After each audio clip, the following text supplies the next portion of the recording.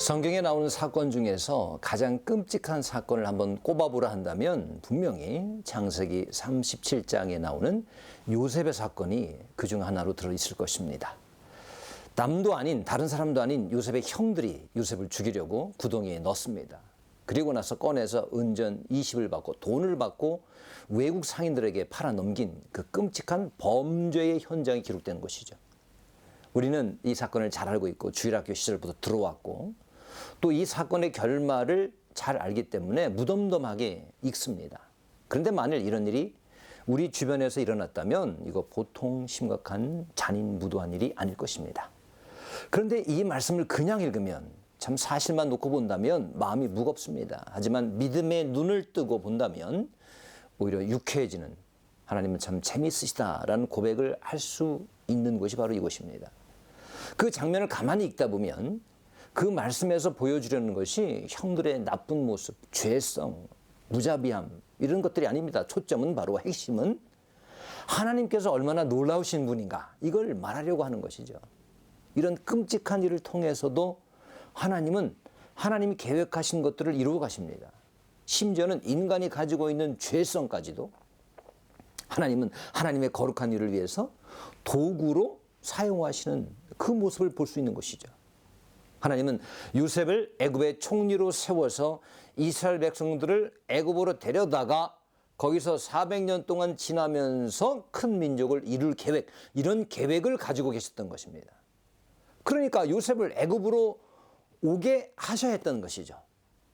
근데 다른 방법이 아니라 이런 종으로 팔려가는 이런 방법을 사용하셨지만, 그래서 숱한 비인간적인 일을 겪기도 하고 비참한 상황에 빠지기도 했었지만은 하나님은 형들이 그를 파는 행위, 이 나쁜 행위를 통해서 하나님의 계획을 아무도 모르게, 인간들은 알아차리지 못하게 조금씩 이루어가고 계셨던 것입니다. 문제는 여기서, 핵심은 여기서 아무도 눈치채지 못하게 하셨다는 것입니다. 이게 중요합니다. 그러니까 이 모든 상황들이 하나님의 계획 가운데 있었는지 누가 알았겠습니까? 요셉도 몰랐을 것입니다. 당시에는 억울하기만 했겠죠. 또 요셉을 파는 형들은 더더욱 몰랐죠. 요셉을 사갔던 약대 상인들이 알았겠습니까? 몰랐죠.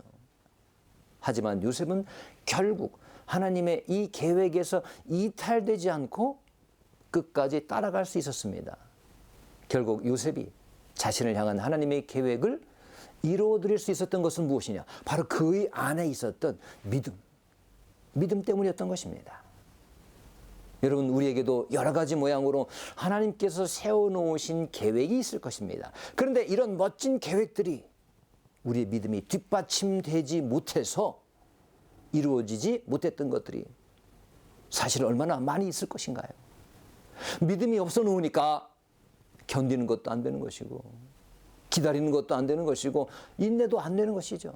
결국 믿음이 없어서 우리를 향한 하나님의 구체적인 여러 가지 계획들이 사라지고 백지수표, 공수표로 끝난 경우가 사실은 우리 믿음 세계에 얼마나 많겠습니까? 하나님의 선한 계획을 믿지 못해서 조금 힘들면 나만 왜 이렇게 이상하게 힘든가? 라고 생각하고 세상 다 포기하듯 한숨 쉬고 있다가 놓쳐버리고 만 계획이 또 얼마나 많을까요? 아무리 힘든 일이라도 분명 내가 감당할 만큼만 허락하신다는 말씀을 알기는 하는데 믿지 못해서 다 이루기 직전에 이거 아닌가 봐 하고 포기된 계획들은 또 얼마나 많을까요? 요셉이 그 극심한 어려움 가운데서도 자신을 향한 하나님의 계획이 반드시 있을 것임을 믿었기에 망정이지, 만약에 우리처럼 그랬더라면, 조그만 어려움이 있어도 이거 하나님 안 계신 모양이대 라고 포기했더라면 그 계획은 이미 진작에 물거품이 되고 말았을 것입니다. 요셉이 이렇게 하나님의 계획을 이루어 드릴 수 있었던 이유가 무엇입니까? 바로 요셉 안에 있던 믿음.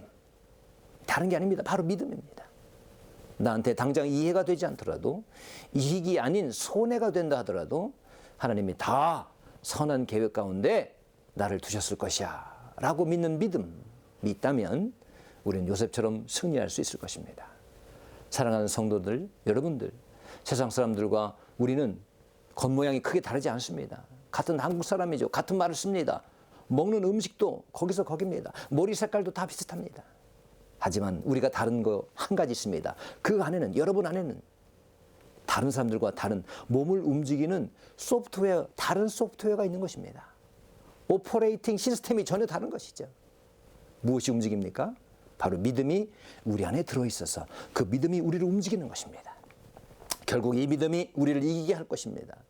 이 믿음으로 하나님을 기쁘시게 드리고 나아가서는 요셉처럼 승리하는 우리 모두가 될 줄로 믿습니다.